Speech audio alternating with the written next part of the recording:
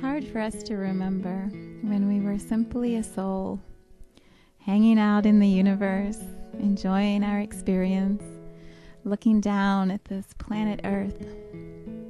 And perhaps we would wonder, what would it be like to just slide down through time and space and the density of matter and arrive on this physical, vibrantly beautiful planet filled with light and color and sound and water and sunshine and all of these adventures wide open for us to experience in the physical form.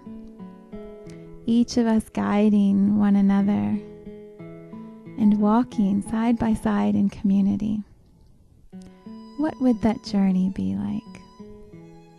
Welcome to Healing Our Souls.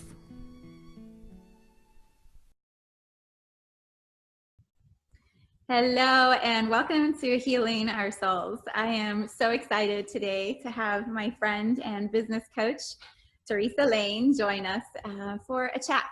And who knows where we are going to go today, but welcome, Theresa. Hi, Viv. Thank you for having me. I know, we're both so excited. It's like, okay, what are we going to cover? All right, so I'll start by sharing how we met, and then we'll go from there. So Theresa was a client of mine about 2.5 years ago. We did some really deep childhood work of clearing some stories. And then you joined a 10-month energy reading program that I was co-facilitating, which was an amazing adventure. And at the end of that, we met in person at a retreat, which it always amazes me. You know, we spent a year on the phone and understanding deep things about each other. And then all of a sudden you're here in the physical in front of me, and you're so tiny. That's probably what surprised me the most. You have this big energy and you have this tiny, tiny little body. And it was just so fun to meet you in person. And I would say that's when the friendship really started, was at the retreat. And then I made some changes and started my own business. And you and I started talking January of this year.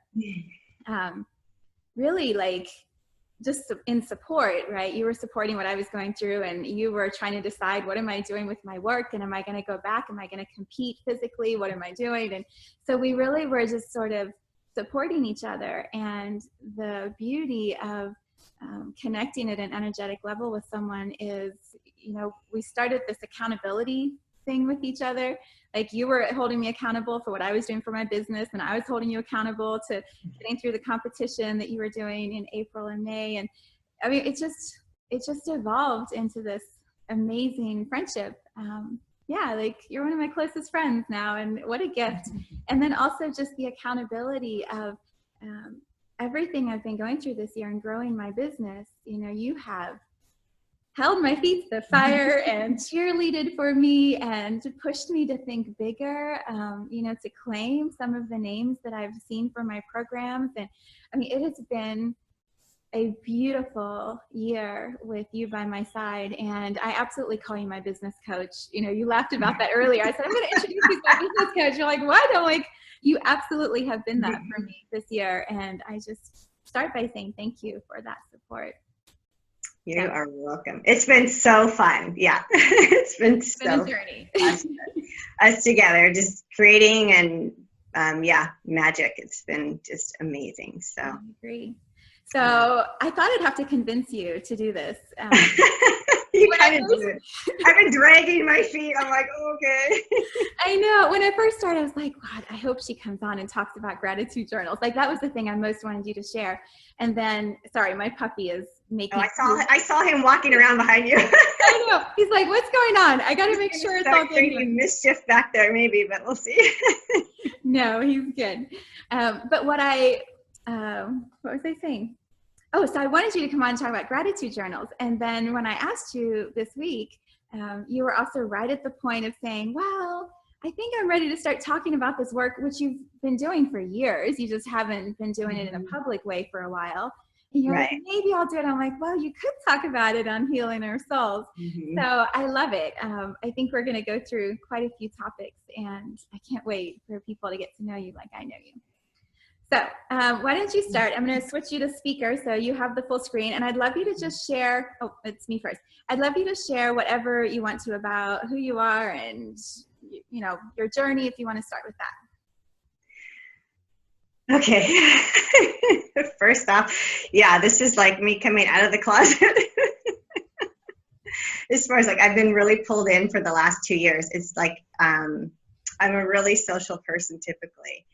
But the last few years, even on Facebook, I've like not been on Facebook. I've really pulled back, just to conserve my own energy, kind of look more at who I am and not be so, distracted by what everybody else is doing and everyone else's energies. And so it's been a nice break, but now I'm ready to come back out. I'm at the point where I'm going to start my business again, reopen my business. And so I'm needing to be more visible and public. So yeah, I'm really passionate about what my work is in this world. And I had a really good reminder the last few years of why I want to do this again. So. Do you want to share a little bit about where you live and your family? Yeah, sure. I live in just outside of Seattle, Washington, in Microsoft territory. I live in Redmond, just outside of Redmond, Washington. And I am married for almost 17 years now to my wonderful husband. And we have 2 beautiful children, which is, yeah, such a blessing. So that is part of my story. It was a challenge to get pregnant. So that's part of why I decided to take the leap into what I've currently learned over the last probably 15 or so years. All right, let's start there. We're just going to dive right in. We're going to go right into freedom eating, but it has to go backwards to where it started. So yeah, go all the way back to where you want to begin. All the way back to, okay, my story here. Like, how am I going to distill this down? This is part of what I have to work on.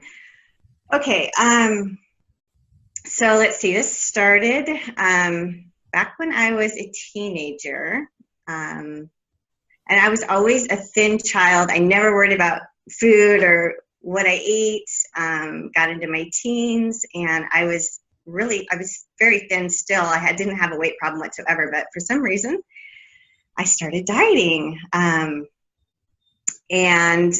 I don't know, this is maybe just a typical thing of girls. It's so societal. It's so just ingrained in our society. And so even though I didn't need to go on a diet, I started dieting and got into exercising, which I am passionate about as well. And I love, thankfully, I have a love for working out and exercise. So it's not a chore for me, as long as I'm doing what I enjoy. So that started around 16. I joined Lady Fitness in near where I lived, and I got hooked on exercise, which was great. And then, you know, dieted through the years. I started competing in my early 20s. I'd seen in 9th grade, I remember going into a classroom and I saw a picture of Rachel McLeish. If those people who are in the world of bodybuilding will recognize that name probably. But so she was kind of the leading gal at that stage. So I was in 9th grade. I was probably probably 15.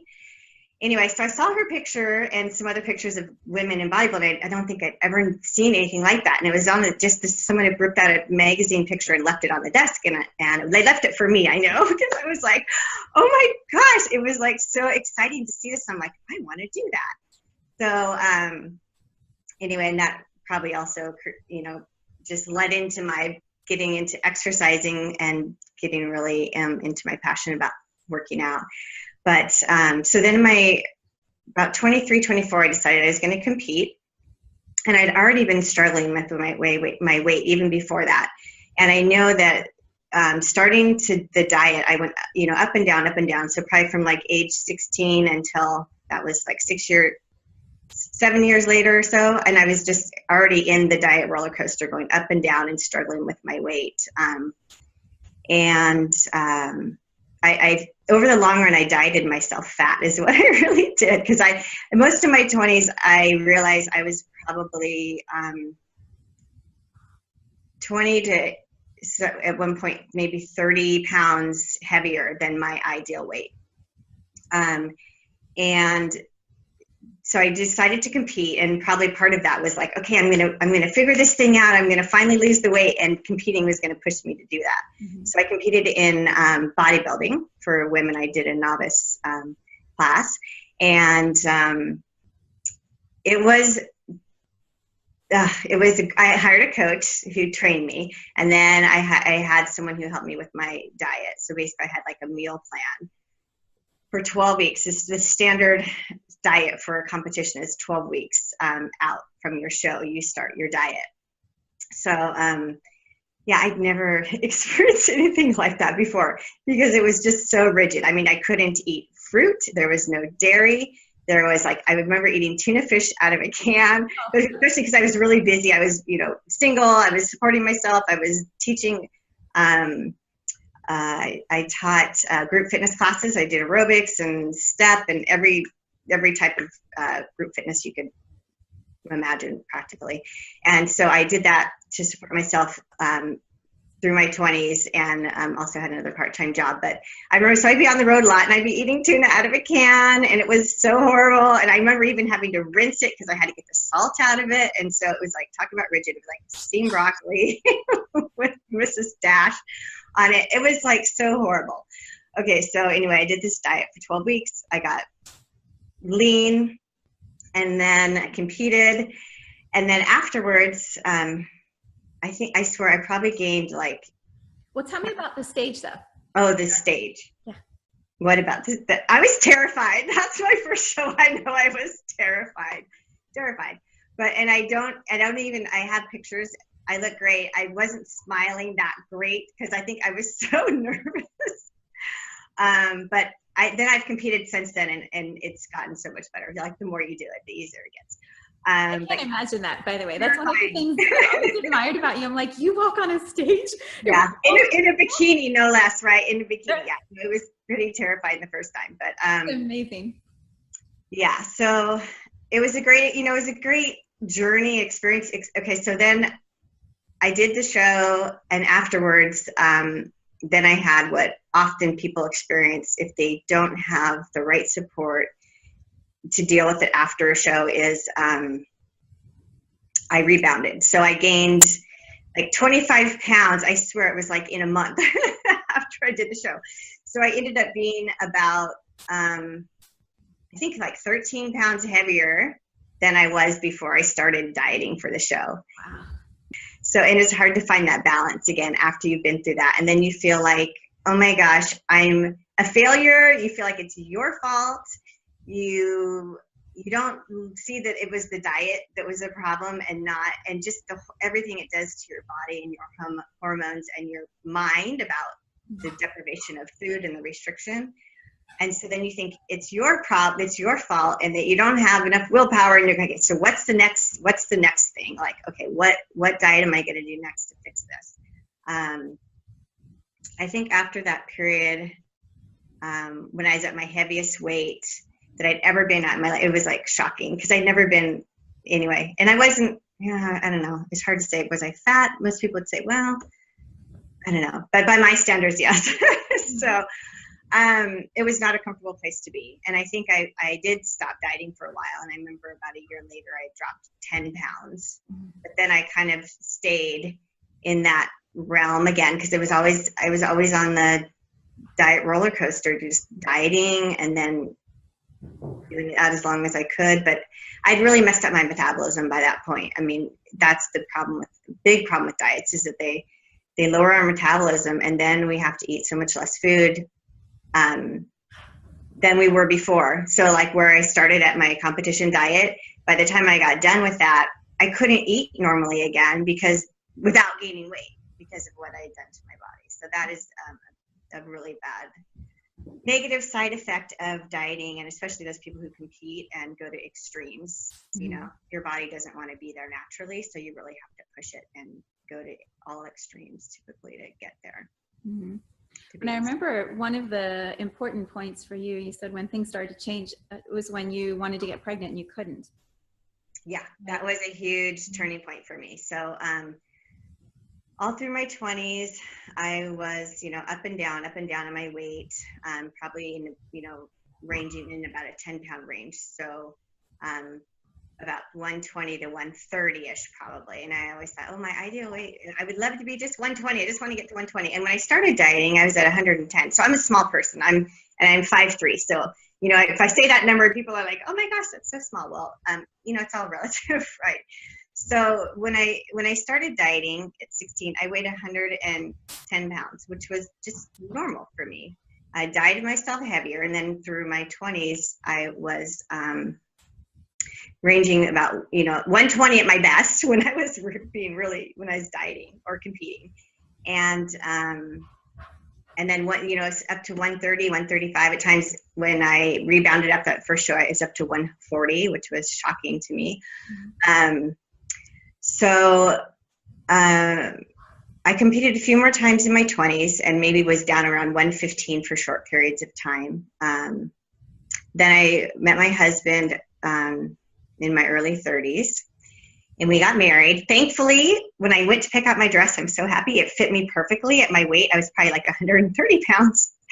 And I'm like, good, I don't have to diet for my wedding, which was so awesome. I'm like, I'm not altering this dress. It fits me perfect. So that was, I obviously had come to some sort of, different plateaus during my 20s where I'm like, okay, I'm just tired of all this dieting, and I just would have just accept it for a while. But really, my ideal weight is like 110, but I was at 130 because I had, like I said, I dieted myself fat. And I just was tired of the whole thing. So I was like, okay, so I'm just going to be at this weight because I don't know what else to do, and I'm sick of dieting. Anyway, so I got married. Wedding dress fit great. And then my husband and I went on our honeymoon on a cruise for a week. And of course, tons of food, on the cruise. And I still am in that diet mentality. So it's like, okay, kind of, the diet mentality is a lot like restrict, feel guilty, binge, or just eat too much, because you're going to deprive yourself at some point in the future, right? So it's like when it's available, and you just don't really have any idea how to use your own internal body signals to, I don't want to say control, but to dictate how you're going to be eating, or to just guide you in how you're going to be eating, because you're so used to following all these external cues. So when lots of food is available, you just typically eat way more food, or you have to use so much energy and willpower to not overeat, because you just are not balanced in your brain and the way you deal with food when you've been dieting and not dieting and going back and forth between those two things. Yeah, and pretty much anytime you're not dieting, you feel like you should be dieting. So it's just like tons of guilt. I'm going to pause you for 1 second. It's interesting because you and I've talked about this, and I've never really been a dieter. Like, I just kind of eat what I want to eat, and sometimes I'm a little heavier and sometimes I'm not. And, it isn't really a thing that I spend time with. But I have so many people in my life as friends and as clients and in my family, food can control you. It can dictate everything that you're doing in a day, and then you beat yourself up, and you go to bed and you feel bad, and you wake up and you feel heavier. It is a thing worldwide, but particularly I think in the United States. So for those people who are kind of like me, and why is she talking about you're so lucky.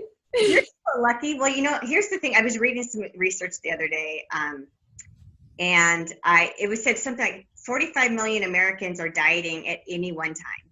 45 million. That's a lot. A lot of people.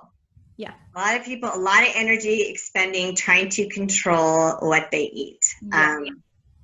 So, okay, where was I at? So then we come back from our honeymoon, and I thought we were gonna talk about gratitude. We'll get there. We're gonna start with that, but now I guess we're starting with this.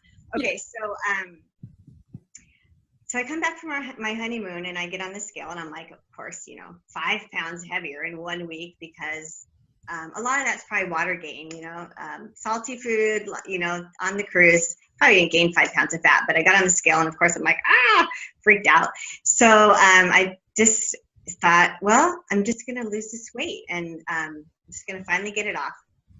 And so over the next 9 months, I lost about 30 pounds.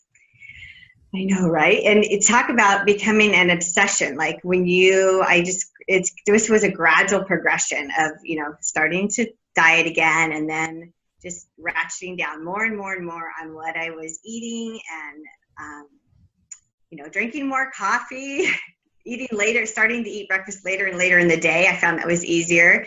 Now I find out they call that intermittent fasting. But anyway, it was like my whole life was focused around controlling what I was eating. And once I got to that weight, it took so much energy to keep it down there. And that I was able to maintain that pretty low weight. I'm probably like around 105 from where I was at 135. So I was probably got down about 105 pounds. But the way I got there was totally out of alignment with my body, right, after a while. And so I was hanging on by my fingernails to hang on to it. And it was just so much energy. So I was able to kind of stay in that range for about 2 years. But about a year and a half into my marriage, my husband and I decided we wanted to get pregnant. So I went off the pill, nothing. Like, where's my period? Nothing. And then after like a little while later, maybe 6 months go by, and I'm like, okay, I'm going to go see a fertility doctor. And I went to see a fertility doctor, and he looked at me, he did some tests, and he's like, yeah, everything's shut down, pretty much, totally shut down. So by reducing my body weight so much, I had completely shut down my reproductive system. Wow. And he's like, gain weight. And I'm like, okay, that's like the last thing I want to hear. So I'm like, okay, I'll gain. So he's like telling me to drink milkshakes. I'm like, well, I won't do that, but I will gain some weight. So I gradually, slowly started gaining a little bit of weight, maybe 5 up to 10. I was like, okay, I'll do 5 pounds and or maybe 10 pounds. So I gained a little bit and got into more normal weight range. Like people would look at me and like, I was at 115 probably about that point. And that's probably a pretty normal weight for someone my size, but because of what I had done to my body to get down to that weight a little lower than that to begin with, I had just really screwed up my hormones. And so I went to see another fertility doctor. I wanted to get a second opinion. And he was willing to give me drugs and try and do it with some assistance. And I'm like, oh, good. Now I don't have to keep gaining weight. So we tried that a couple cycles, maybe 2 or 3. And it's really stressful and emotional. And it's not cheap to do those fertility cycles. I didn't do IVF or anything that extreme, but it was just using some drugs to try and get my body going. And my body was not having it. It was like, nope, it's not going to happen. You're so not ready to have a baby. And it was just, my body was like, no, this is not, your body is just not in the right place. And so after a few cycles of that, of the fertility treatment, I was like, okay. I was actually lined up with January 2003. And at that point, I decided I would dive full in do a full head dive into what I call freedom eating. And it's a book I discovered about a year or 2 earlier called The 7 Secrets of Slim People. And it's like, this book right here, for those of you who are having eating issues, this book saved my life. But there's a lot of books out there about intuitive eating and similar topics, the non-dieting approach to eating and such. But this book I found it's the most concise. You can read it in a really short time period. It's not verbose, and it was the most helpful for me because it just really just pulled out the main pieces. And so what I did was I started working with a coach, Dr. Bonnie Lyon from, she was associated with the authors who wrote this book. Vicki Hansen and Sean Goodman are the ones who wrote that book. It's no longer in print, but you can find it on Amazon and get a used copy. So, but I started working with Dr. Bonnie Lyon, who was affiliated with these authors, and she guided me through the process of what I call diet recovery. And I know now I call it freedom eating. But so I really had to trust. It was scary, really scary, because I had to let my body gain weight. And it was just all about trusting your, no more dieting at all, and no more restriction of foods. It was just starting to listen to and trust your body, and listen to your own body's signals, like eat when you're hungry, stop when you're satisfied, eat what you most want. And I was like, oh my gosh, this would be amazing if this really worked. I'd never even considered, eat when you're hungry. Like what do people really, people probably eat a lot when they're not hungry, sometimes when they are hungry, but I don't know that I never really had that concept before. Like eat when you're hungry, stop when you're satisfied. It was like always following external cues and diets and rules, and not really checking in with my body. And then usually if you are hungry, half the time you're not supposed to be eating. So it's like trying to control your body to not be hungry so that, you wouldn't be eating. Anyway, but I remember talking to Bonnie in the beginning before I dove full into this, was like, I want to talk to someone who's done this to know that it works on the other side and that I'm not going to blow up and get hugely fat. So she gave me the name of a gal who was also coaching people through this process. And so I spoke with her, and she's telling me, she's like, no, it really does work. Like if you stop restricting food, then you're not going to be binging on food, and you're not going to be thinking about food hardly at all. And you can eat whatever you want, and you're not going to get fat. And so I just trusted what she said. And I knew too, my body was in such a state that I had to do something different. So I did that. And for one, it's scary, the possibility of my body gaining weight, but so freeing, not doing all this dieting, counting calories, worrying about everything I ate, reading labels. It's just like so much energy. So I started that really full on. I had already gotten up to I was about 117 or so by January of 2003. And then I remember about April 2003, I remember writing a letter to Bonnie at that point, or an email. And it was like, I'm freaking out because I'm 124 pounds. And I was like, ah! No, seriously, it was really hard. It was really hard for me, especially when your identity is wrapped up in being a tiny little person for a while. Granted, I'd gone up and down, but for a couple of years, I was this tiny little person. And now I was felt like a failure because I was going back up. And then my body finally, I know when I finally got pregnant, I was back to the weight that I was when I got back from the honeymoon. I was at 136 pounds or something when I got pregnant. But so January or April of that 2003, I was 124. My husband and I moved into our first home that we purchased in May of 2003. And lo and behold, shortly after we moved into that house, I started having a period again. It was like, oh my God, this really works. Aside from, I think the house too, the house had something to do with that whole family, starting the family. Yeah, all kind of worked together. Yep. So moving into the house shortly after that, and I was probably, I don't know, my body was getting more and more healthy and back to normal. My hormones were balancing out. So then I think 6 months, after 6 months of having a period again, I got pregnant in late October.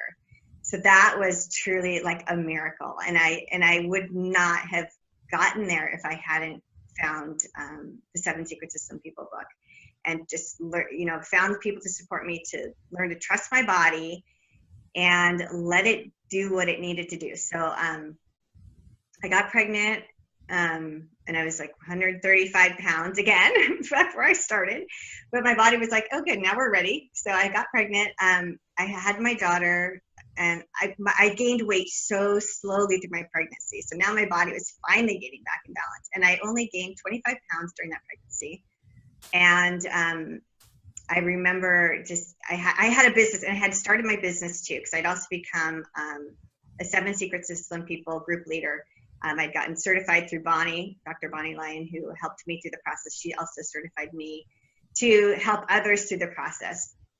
So I got that. I started my business even before I got pregnant. It was in August 2003, I started my business, helping other people through this process. And I called it Diet Recovery. And then I had my daughter, and within 10 days after giving birth to her, I dropped 25 pounds. I know, isn't that crazy? Everything that I gained when I was pregnant. So then here I am, I'm still doing I'm not even thinking about food anymore. It's like, it's just so off my radar. I'm like, I'm just living my life. I'm eating when I'm hungry. I'm eating exactly what I want. I'm not so caught up in being all super healthy or anything like that. It's just like, I just live my life. And plus having a new baby, it's pretty busy.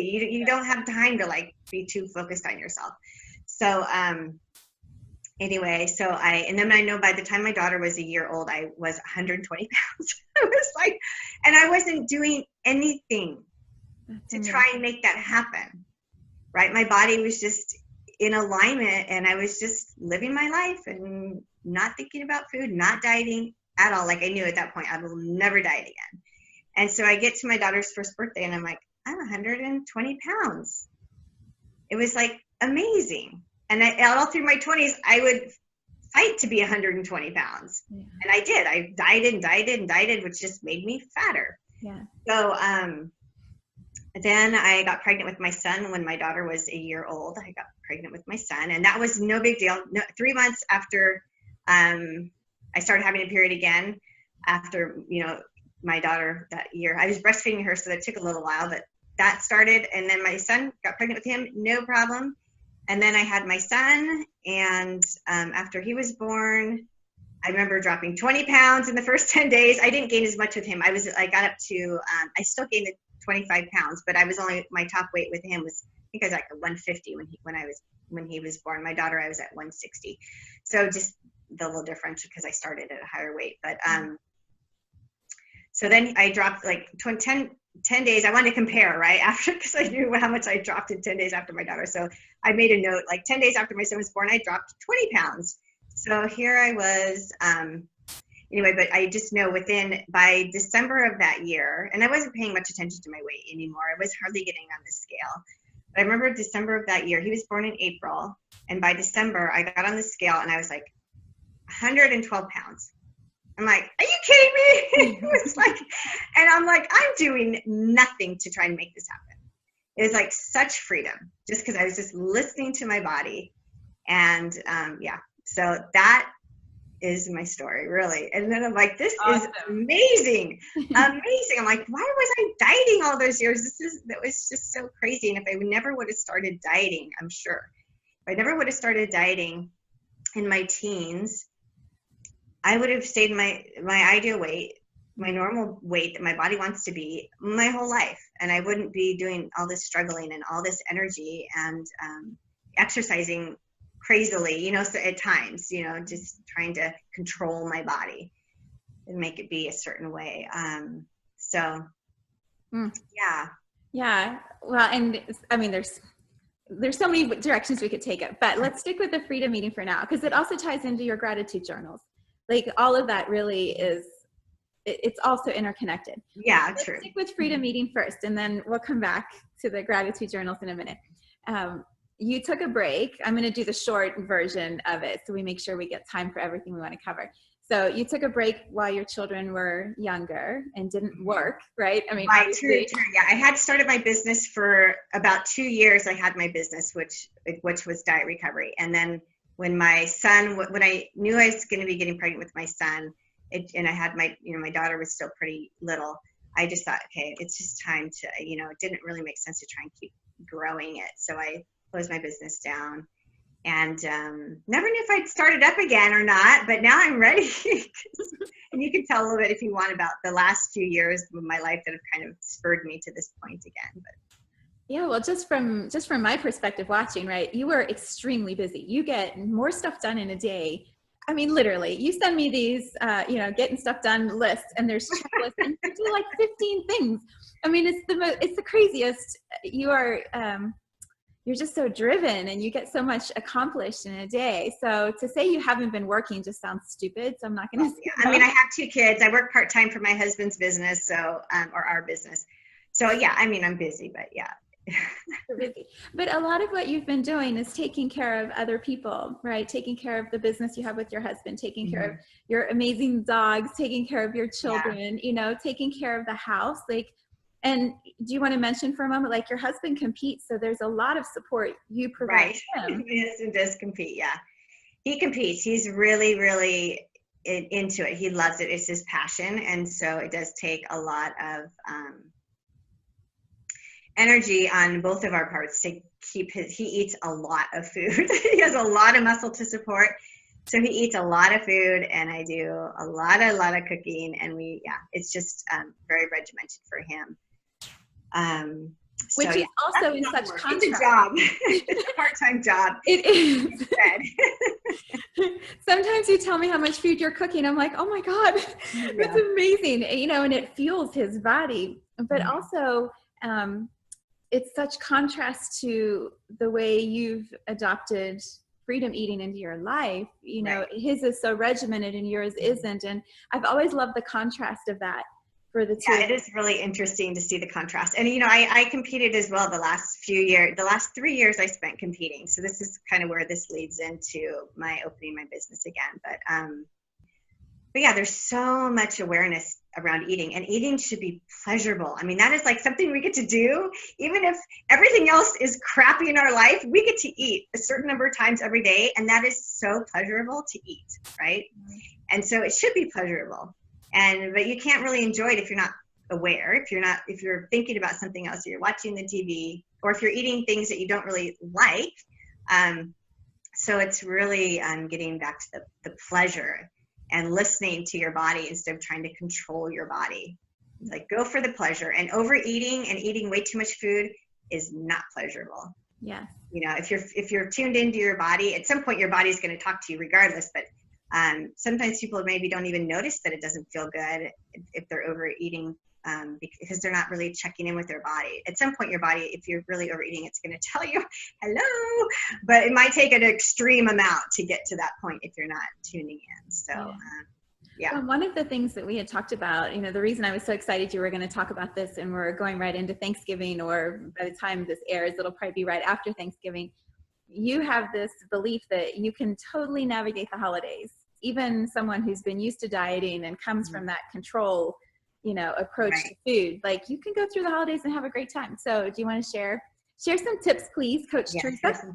Okay. But yeah, you know, let's see, let me think here. Because, you know, the thing is, dieting creates food obsession and overeating. So that's the thing people need to realize. Like, if you don't try and control your food, you're not going to lose control. You just can't. If you're not trying to control it, you're not going to lose control. So what I say, okay, the first thing I'd say to people is just relax. Because I know this is where I used to be, knowing the holidays were coming. I'm like, oh my God, I'm going to have so much willpower at all these parties and going to Thanksgiving, and I'm really going to try not to overeat. And then also knowing on the other side of that, most people who are in this diet mentality would be like, okay, well, I'm going to start my diet maybe the Monday after Thanksgiving, or I'm going to start it New Year's, right? So this is like where the New Year's diet comes, and people will just overeat all through the holidays, starting Thanksgiving, all through Christmas, knowing that, okay, I'll just take care of this in the new year when I start my diet. So that impending diet is going to make you overeat, because you're trying to eat now for things you're not going to have later. Yeah. So the best thing I can say too is, like, just tell yourself, I am never going to deprive myself again. No more diets. And then you don't have to eat it all right now, because you can have it whenever you want. So that alone just relaxes your system, so that you can just be more in the moment. And it's like, just relax. Like, you're never going to be deprived again. I'm never going to put you on a diet again. So there's no need to eat as much as I can right now at Thanksgiving or through the holidays, because I'm going to be going on a diet in January. So that would be the first thing I would say to people who are dieters is, stop dieting. Stop dieting. And that eliminates a lot of overeating. And the other thing, now, just by doing that, it takes time for our brains to adjust. But there's this thing, Martha Beck in her book called 4-Day Win talks about famine brain. And there's this natural response that people have when you restrict food, because food is our most critical thing we need, right? And for eons, as humans, that was our main focus, was like every day we got up and we were worried about getting enough food to survive for that day. That was our job for our life, because we haven't had this luxury, except for, I don't know even how long it's been, maybe the last 200 years, maybe a little bit longer, maybe not even that long, where we've had food that's plentiful. We don't have to worry about getting up and going out and killing something or picking berries off a bush to be able to eat, right? So our bodies are just conditioned to not starve. That's their job, is to not starve. And so when we start restricting our bodies, our brain kind of goes crazy, because our brain's like, food. It's like everything, you just become more food focused, and things start happening with your hormones that actually start driving you to eat. And so by restricting your food, you're just setting yourself up for failure, because your body will win every time, because your body's like, we're surviving. We are not going to die in a famine. And your body has no idea that this is a diet, not a famine. We can stop the diet anytime, but it just sets you up for all kinds of craziness in your head, in your body. And so much energy in your life is just wasted trying to control your body, as opposed to listen to it. Yeah, and our bodies have this perfect mechanism for making sure we stay our perfect ideal weight, because it doesn't want to be really fat and heavy. If you're really fat and heavy, you can't outrun the dinosaurs or the saber-toothed tiger or whatever. Our bodies are smart, and they want to be our ideal weight. And so if you just listen to it, it will take you right there. And it takes some time, especially if you've been a dieter. You have to allow your body to rebalance, to let your metabolism start getting back in alignment, and for your brain to settle down and your system to relax about food.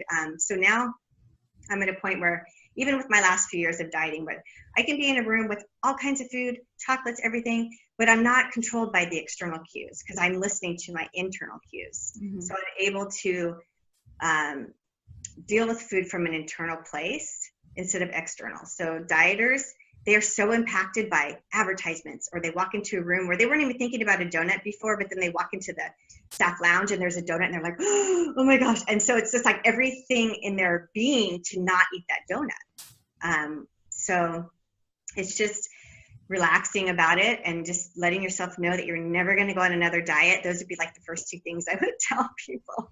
There's so much more to this, but we only have how much time, right? So yeah. What about the person who... And I would say, and get this book too. Get this book. What about the person who sees the donut? Like in Freedom Eating, are you saying go get the donut and then just have a couple bites of it? Or are you saying don't do the donut? Okay, so here's what I'd say. Just real simplistic. But first off, it's like, are you hungry? Yeah. Really? Are you hungry? Physically hungry? Because when you're truly physically hungry, that is the appropriate time to eat. Yeah. Like, why would you be eating if you weren't hungry? There's no reason to. It's just, that's entertainment. That's going to make you fat. So it gets really easy when you start separating. You don't have to use your mind to try and figure out, should I eat this donut? How many calories does it have? How many have I eaten so far today? Do I have room in my calorie count today to eat that donut? And, you go through this whole mental war about the donut in your head. And should I eat it? Should I not? Guilt, just all these emotions about a donut, right? It's craziness. Okay, so but the bottom line is, are you hungry? And if you're not, then it's like it's not appropriate to eat, really. So, but I would, if you're depriving yourself and you see a donut, you're going to be really pulled to want to eat that donut, because you're totally out of balance and alignment with your body. Nice. Your brain's more in control. It's like your brain's kind of crazy. I know people who diet can relate to what I'm saying. They get it because they've been through this. It's like, how many times do you have to diet before you decide, you know what, this is just, I'm doing the same thing over and over again, and I am not ending up where I want to be. I'm usually ended worse off than where I want to be. And it just gets to be more and more craziness. So, so that would be the first thing, is I'd check in with your body. Go, am I physically hungry? Yes or no. So if you're, yes, I am physically hungry. What do I most want to eat at this point? Do I really feel like eating that donut? And sometimes, yes, maybe that's exactly what you want. But often what you're going to want, what you truly want to eat, is going to be something that comes up without having to actually, if you had no stimulus about seeing certain foods, it would already be in your awareness. Like, I feel like eating this. And you would maybe go find that thing, as opposed to, or maybe you'd have an assortment of foods and you look at that with what's out there and you're like, oh, that's what I feel like eating. But when you check in with your body, you know exactly what you feel like eating. And sometimes it will be, I know I want chocolate, or I know I want a donut, and I'm truly physically hungry, so eat that thing. Like Vicki and Sean Goodman in their book, 7 Secrets of Slim People, keep saying, calories don't count between hunger and satisfaction. Mm-hmm.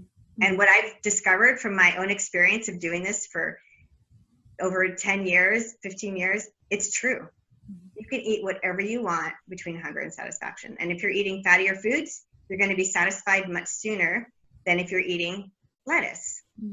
And it's also about getting rid of restrictions, because if you tell yourself you can't have certain foods, you're going to be pulled to those foods.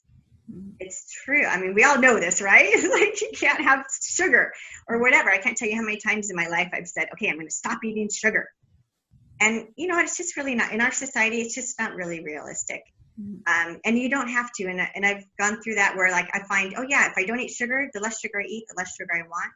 That works kind of. But what really works better is, like, you can eat whatever you want. And when you want a little chocolate or ice cream, you have it. And it's not a big deal. And usually you just want a little bit. When you deprive yourself of it, you could eat a whole carton of ice cream. Do you know what I mean? And you probably don't know what I mean, but dieters who are out there listening know what I mean. It's like you're holding on so tight, and then you finally have one spoonful ice cream or a scoop of ice cream, and then you eat the whole carton. And actually, I've been looking at more research lately, and they have shown that people who are dieting, one scoop of ice cream can set off a binge for days. So it's because you're so restricted, and also too, what goes on your brain when you eat that ice cream, you're like, oh, I've already screwed up. I may as well really screw up, and then on Monday I'll start my diet. So I'm going to eat all weekend, and then on Monday I'll start my diet. But the problem is, so you're eating for deprivation to come. You know, you're overeating now in anticipation of the deprivation you're going to experience on Monday, and you could eat so many calories in that few days that it's so hard to counteract that. It's so hard to counteract that. So that's where it's just better to be balanced and not have the deprivation. Then you can, and it makes life so much more fun. So much more fun. Yeah. I remember you bringing up, no, it's good. I remember you bringing up the example of the Mexican restaurant, because Brad and I love to go and have a drink and big basket of chips and then order a big, meal. And I was telling you about it. And you're like, well, what if you don't order the chips until your food comes? I'm like, but why would I do that? Like, the chips are the best part. And like, we eat the whole basket and we have cheese dip on the side. Like, why would I not do that? And I'd never thought it through, but you're like, well, you're hungry. So you just want to get something in your body. So you're filling with those empty calories. And then by the time your meal comes, you're already more full. So you're not that hungry, but you eat the whole meal because you should. And we do. Well, because you paid for it, right? Not because you should, but because, yeah, well, that's the other part of it. But, so much of our mentality, it's like you have to start sifting out body signals and mind messages. Yeah. And it gets really easy. But yeah, our mind's like, well, I bought this food and I paid for it, so I'm going to eat it. I don't want to waste it or whatever. I mean, so you have to start being aware of all the messages that are going on in our head, and from society that gives us all these messages like, don't eat carbs after whatever time at night. I was like, what? Yeah. So there's so many, there's just thousands of rules, right, around food, depending on who you talk to. And they're, they all contradict each other too. So it's just craziness, really. Yeah. Well, tell me what you're doing for your business. Yeah. Let's put the final pieces to this with freedom eating, and then I want to switch to gratitude. Okay. So so I'm going to be reopening my business here in the next short little while. I definitely want to jump on the New Year's thing and help save some people from doing their New Year's diet. So in the next few weeks, I need to get my website up. So I'm hoping that's going to be going. But I plan in January, most likely, to be starting a group coaching program for 7 Secrets to Slim people. And I call it, like I said, I call it diet recovery. Now I'm more apt to call it freedom eating, but now I'm getting, like, you go through diet recovery to get to freedom eating is kind of where it's at. But I'm just, I will be working with people who want to learn how to stop dieting and get rid of the diet mentality, learn how to trust their body and be their ideal weight without effort. It's just so easy, and it gives you so much freedom, and you have so much energy to spend in other areas of your life, because we only have so much willpower, and when we expend a lot of it on trying to control our food and our body, there's just so much else in our life that gets missed. We can spend that energy so much more wisely. So and also just to end the pain. I mean, dieting and what goes with it, with our bodies and our weight, and dieting itself, it's so painful. There's just a lot of pain involved in it. So I want to help people eliminate that from their lives.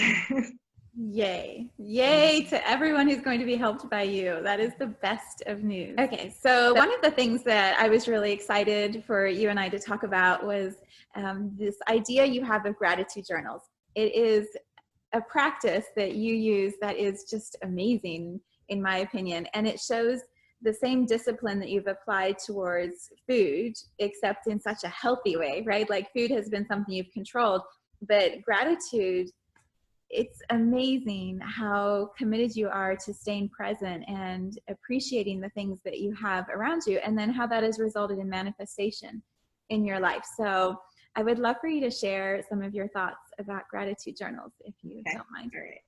So as I shared with you before, I've kept a gratitude journal for, I think, every single day. I'm really certain it's been every single day since about October of 2000.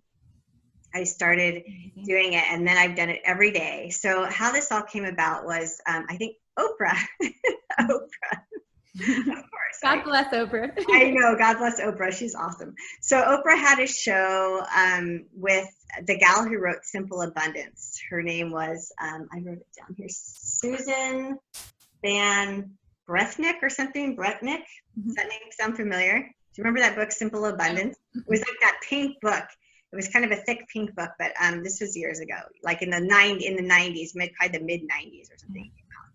And but she had something in there about doing a gratitude journal and doing it every day and writing down 5 things that you're grateful for each day. I'm like, oh my gosh, that sounds like such a great idea, right? So I kept trying to start it and get consistent with it. And it probably took me a few years before I finally got consistent with doing it on a daily basis. But it was shortly after I got married to my husband, Keith. But I know I look back in my journals, and I started consistently doing it every day in late October of 2000. So it started with just 5 things.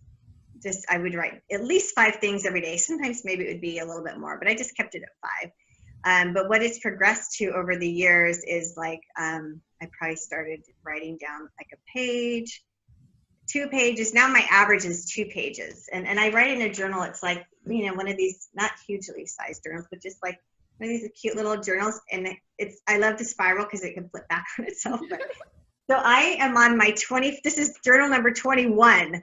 Amazing. I know, crazy, huh? So I've saved all my journals. They're in this cabinet actually right behind me. So I think I'll pass these on to my kids someday. They'll get to read about all these things. But yeah, I'm about an average of about 2 pages each day in my journals. And really life is just about appreciating the little things. It's really, sometimes we have these grand things that happen like weddings or births or things like that, but most of life is just everyday life, right? Mm-hmm. And you can kind of get humdrum and kind of like, I don't know, pessimistic, I guess, if you're not looking at all the beautiful things that are around us every day. So just the side impact, I believe, of these gratitude journals that I've been keeping is, I'm sure it's made me a more positive person. Granted, I'm certainly not always positive. I get angry, I have full range of emotions and everything as well. My husband would tell you. But, and my kids too. But it just makes me more present in my life. It makes me more positive. It also just, it's also helped me, I think, manifest so much. Mm-hmm. It's like I was listening to something at one point about the vortex of gratitude. And when you're in gratitude, when you're feeling gratitude and you're feeling grateful, there's this vortex that's created and it just pulls things in.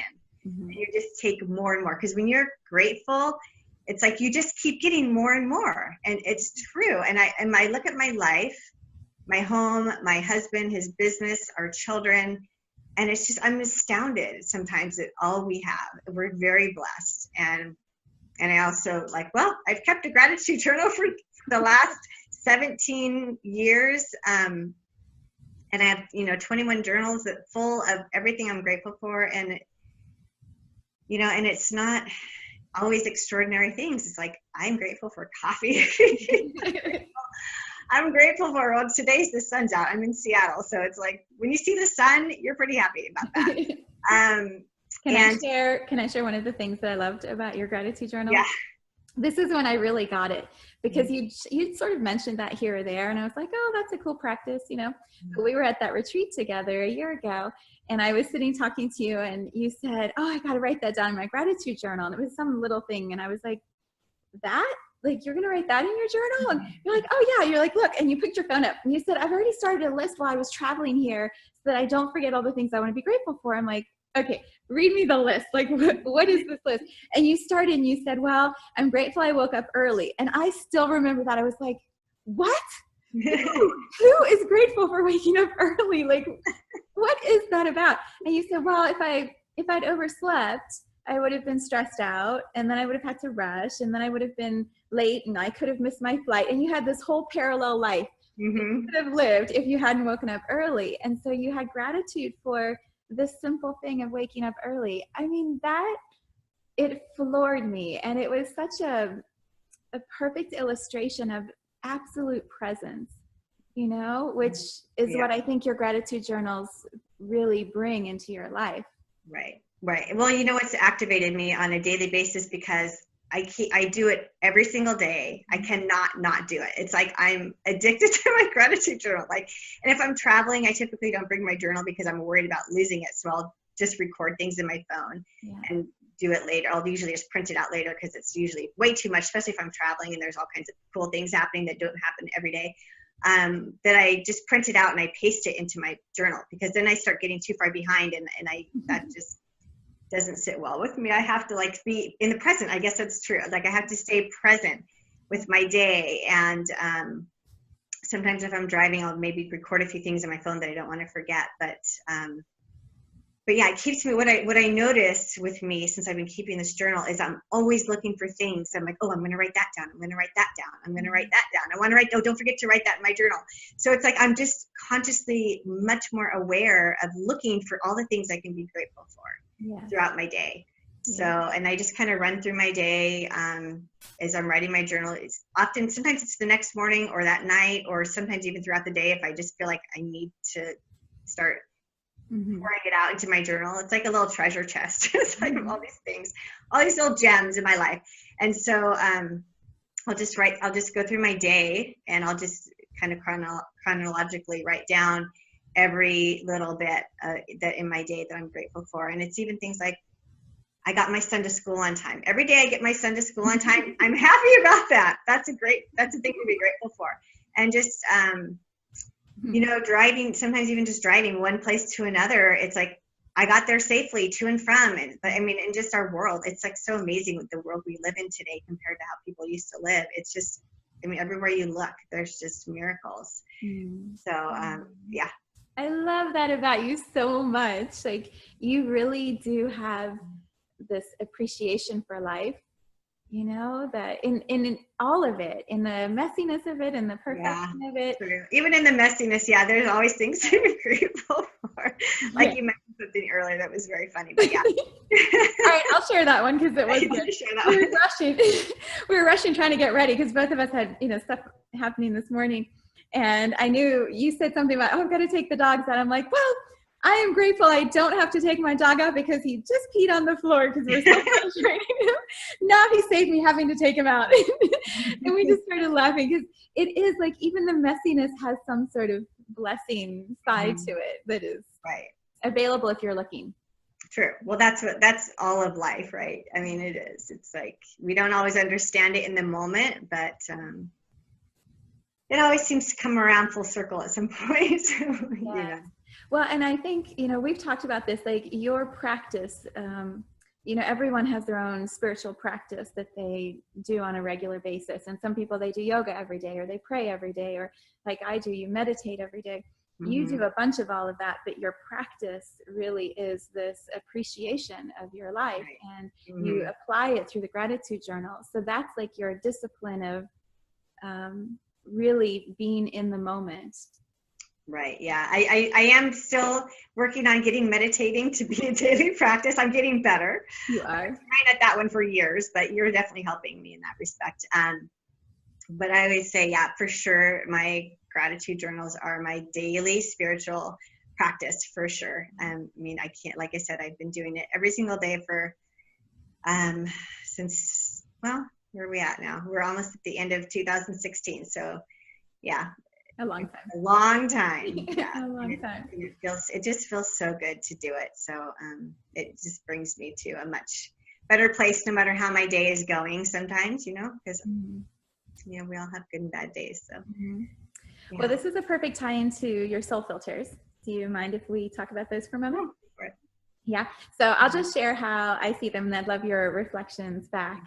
And let me just say right at the beginning too. So part of the business coaching support that you and I've offered each other, right, that you've spent a lot more time offering me this year and providing me, there's, when I first started understanding the soul filters, which is very different than the way I've studied these templates in the past, I was using words like lenses or perspectives or, and so you were the one who actually came up with filters. You're like, no, it feels like this. So I feel like I need to credit you. It was so amazing. When you said it, I was like, yeah, right? Yes. That seems so long ago now, isn't it? So long ago. I know. That was like in just the spring, I think now. How much time has gone by while those percolated and settled? Yeah. Right. And how exciting to be on this side of it, right? And this is why I'm so excited for you with your business. It's like now you're going to be on the other side of actually doing the work. I know, right? Because I've been talking about it like for the majority of the year, like, yeah, I'm going to start my business. I'm going to get it going again. And I just all the things I went through with competing and activating me into like, okay, yeah, now I know where I want to go. Yeah. And just like, yeah, time to do it. Yes. Yes. So let's talk about your soul filters, and then you can add in whatever you would like to in addition to it. So you're a primary ring, secondary planet, which is a contradiction in some ways, right? The ring filter comes to have this dazzle and adventure and, fun in life, like the rings around the planets. I mean, that's the sparkly, beautiful thing that you look at when you see Jupiter, right? You don't look at the planet in the middle, you see the rings. And so the rings are this fast moving, high energy vortex in a sense, right? Like you come here to bring all of that passion and adventure and excitement and energy into the world. And so that is a filter that's really based on relationship, just like the rings of the planet are in relationship to the planet, they work together. So most rings are going to come and be in relationships with people and explore different aspects of relationship. And then their work is to see their relationship to themselves, right? Like you've been doing with your body and checking in with who am I, not just who am I in relationship to those people around me. The planet, in contrast, the planet is solitary, goes in the orbit, knows the way it's going to go, right? Like they have this way that they expect life to fall into place and be in structure and be predictable and have a routine, right? And so, and do it by myself. I don't need anybody else. And so the two can really contradict each other and create some tension between the two, the ring and the planet. And, we spent a lot of time before, you've worked through so much of it on your own also, but we spent a lot of time at first just looking at that merging of the two together. How do you love the aspect of your body that feels weak to you, and how do you love the independence and still allow relationship in your relationships? It's really this dance of learning to love both parts of yourself. And it's amazing now to see how far you've come and how you're like, I love this way that I do this. And you've lost so much judgment about yourself, just like freedom eating. I mean, freedom eating is about allowing yourself permission to just trust whatever comes up and be okay with it and go with the flow. Right. You've been doing that emotionally also, and like with yourself and trusting what, when is it going to be right to start your business? You just trust that you'll know. It doesn't have to have a plan and be rigid. And Yeah, it's been Yeah. awesome. It's been awesome to see your growth over the last couple of years. Yeah. Yeah. Anything you want to add about the filters or how they work for you? Well, it's been really fun and helpful to get to know like my different I guess the aspects of my soul, looking at from the ring and the planet. Like it just makes me understand myself so much better, and I so appreciate them both like so much. And they are kind of contrasting, but I'm so glad I have each of them because the planet is really the strong piece that's like gets things done, and it's just like, and the discipline part and the structure, and so that helps me so much in my life, and I love the fun piece too. Sometimes I think that can be I guess I can kind of look at that as, sometimes that can be kind of frivolous, but I have to realize it's like, no, it's not. It's good. We need this fun and light and in the world. It doesn't always have to be, serious. So I see more the gift in that part of bringing the fun and, just, yeah.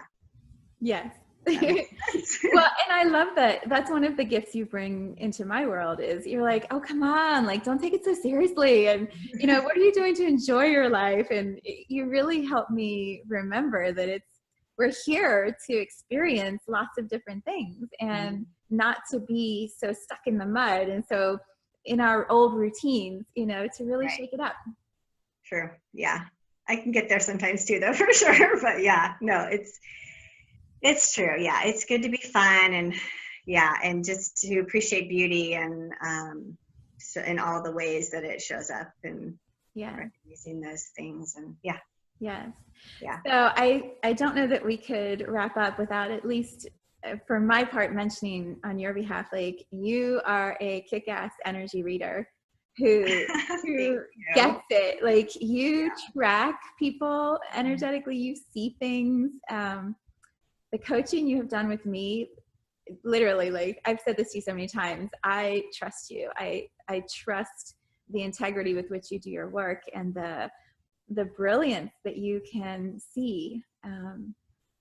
I feel like I'm gushing. And I am, but I just don't know how to say it. Like you are damn good. You are really good at energy reading. And that is such a gift for anyone who's going to work with you, especially when it's about body and health and trusting yourself. Right. Like you're not going to let people slide or get away with old stories or slide into old patterns. You'll see it and you'll tap him on the little shoulder and tell him no. And I think that is such a gift for the people who will work with you. Oh, thank you. I so appreciate that. But, I have to say, but I was thinking when you're saying that is like, well, you are the one who helped teach me because I learned, not that it was just, what brought it forward was my energy skills was taking the course that, we took that you completed and just learning how to work with energy and to read energy and learn our gifts that are around that. And so, you credit too for helping me explore those and pull them out and teach me how to work with it more. And it's been an amazing experience. So that's one thing I really look forward to is, this time around with my business, not just having the experience and the process to take people through, but I now have like another component that I wasn't using to the degree that I know I will use it now, which is just more my intuition, my trusting of my own knowing to help people through their process too. Well, and I think you and I both have the same philosophy. Like every person has the ability to trust themselves and to navigate their lives from a place of strength, whether it's energy or relationships or food. We all have a knowing of what serves us best, and empowering people with those tools to do it themselves. That's the work I do. It's the work you do. Yeah. Well, it's about checking in with your own internal guidance system. And we all have these gifts to read energy, to feel energy, but it's just a matter of, are we tuning into them and using them? Because a lot of people are so much in their head and external that they're not going inward. So that's where you can find all the answers, right? It's inside. Right. Yes. Oh, okay. Anything you want to add? Do you feel complete? I know this was a rambling, wonderful conversation. So much. Yeah, so much. I guess I want to add that I thank you for inviting me on this talk and also pulling me out of the shadows, because we only decided this yesterday, right? Yes. And you've been doing this healing our souls for the last, I don't know, 3 or 4 months. And you're like, you can get on anytime. And I'm thinking, it was like, oh, I told you no. And then I haven't thought about it again since till it just came up the last couple of days. And I'm like, but I am now, I'm like, I'm ready. I'm ready to start my business. I'm ready to stop playing small. It's like time to get out there again. And like we talked about months ago, I really want to start a movement to end the diet mentality and get people out of all this pain that's being caused by dieting and all the negative impacts it creates. So, yeah. And you will. I already know it. Yes.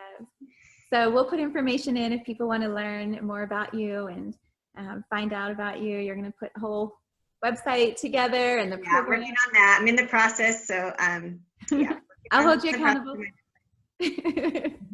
I'll hold you accountable. It'll happen. Yeah, I know, right? You will, because that's what you do. You will hold me accountable. Thank you so much. I'm so glad you did this, and I can't wait for people to play with you. Thank you. And also thank you so much for your friendship and your guidance too this past year. Yeah. It's been good. It's been good. All right. So much love, darling. You too. Love you. Love you too. Bye. Bye.